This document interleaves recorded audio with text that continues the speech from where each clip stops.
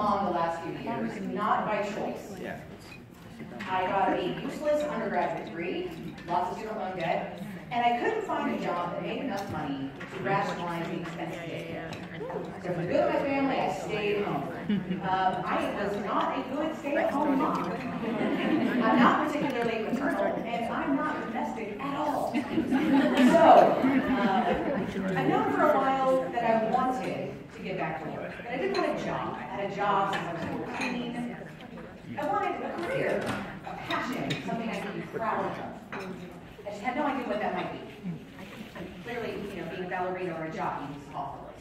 So, about a year ago, my husband, who's a software architect, was up late at the laptop, trying to deal with a problem at work. And I just wanted to help. But I knew nothing about how the magic box that holds email works. So, well, okay, I'm logical. I'll ask him questions and see if my words can help him remember something he knows. He's just too deep in the problem to remember. Sure enough, about 10 minutes later, I asked the right question. He has his light bulb moment, and I was elated.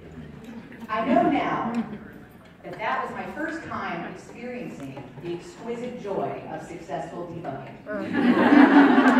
I didn't know what it was at the time, I just knew it felt good, and I wanted more.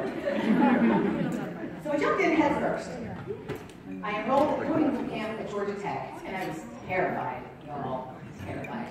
Not just of failure, but of taking on that much work when I already had 2 tiny humans to raise. But I just sort of constantly reminded myself that bravery isn't the absence of fear. It's being afraid and doing the thing anyway. So I did the thing, and I graduated not long ago. And since then, I've been looking for my dream entry-level position. I just want some DevOps team in this city to say, we need an intern. That's all I want. Not asking much people. And as I've been searching, I've realized people don't want to hire moms. They feel like we're liabilities somehow, and they are so wrong. It's not that mommies are good enough for tech. The tech needs what we bring. From a technical aspect, we approach problem solving differently. I would watch my classmates sit down to pseudocode a new application, and they could do so very linearly. First, I need a function that does this, then a function that does this. Oh, no, that's not how my brain is allowed to work. I don't get to look at my schedule and say, first I have brunch, then I have a doctor's appointment. No. I look at it and think, all right, first up is brunch. What could go wrong? Well, the toddler could spill stuff all over me again. So, I'm going to pack up some clothes, throw those in the trunk. Great, what's next? What could go wrong? When we got to units on testing in the boot camp, oh, my mommy's soul just rejoiced. Oh, this is what I've been waiting for. Docker. I fell in love with Docker halfway through my boot camp. It made perfect sense. If my home is my development environment, and I'm raising these 2 little applications, with all of their dependencies, they're going to behave in the way I expect. But if I'm trying to deploy them to my child-free friend's house, you're not going to act right. So I'm using containerize all of their dependencies, pour that all over, right? Obviously, it's not the technical ability. Plenty of people can learn to code. It's the soft skills. You don't know conflict resolution until you have had 2 5-year-olds, and you have to get them to compromise in a manner where both parties feel like they were the victor. Look at that. Project management.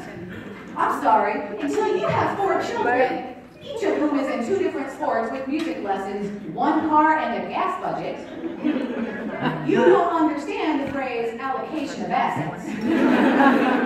We're good at that. We are logistical ninjas. And we work hard. Now, one of the things I hear a lot is they don't want to hire mommies because our kids get sick. I'm just going to gloss over the fact that unless it's a single mommy, she should not always be the one to stay home.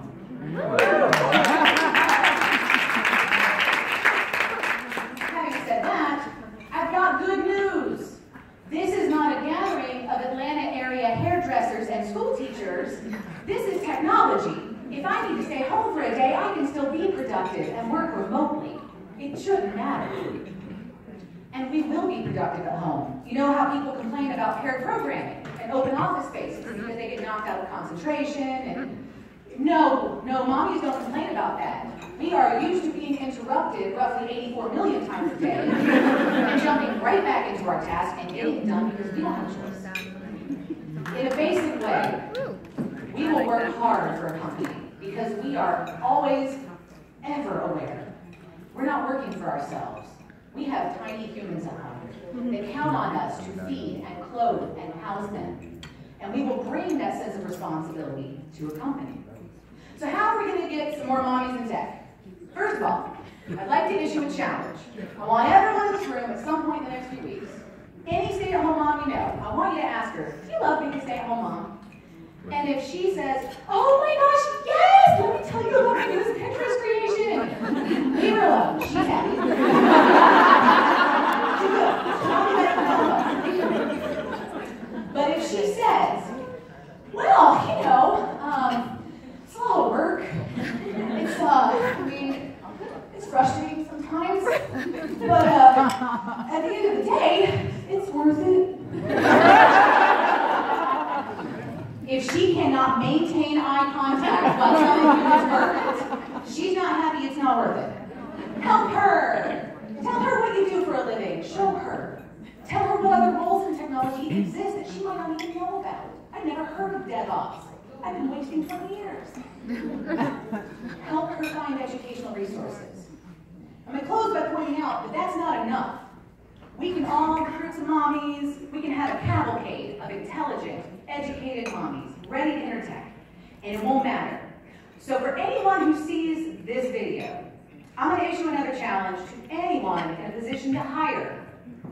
The next time a resume crosses your desk with the telltale signs of a former stay-at-home mom, you know the ones, female name, boot camp grad, employment, change of industry.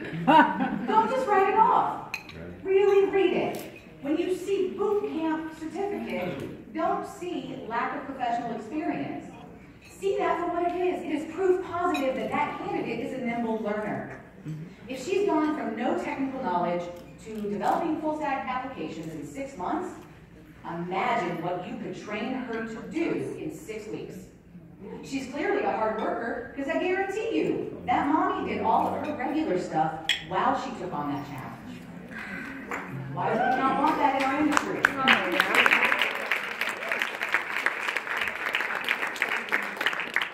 People are afraid to hire mommies, and to them I say, be brave. Be brave like we had to be when we enrolled in that boot camp. Be brave with us. Let us bring our work ethic, our unique perspective, our soft skills, and potentially homemade cookies to your life. Let us bring that to you. Be brave with us, and together we can make tech a more enriched, diverse, and wonderful place to be. Thank you.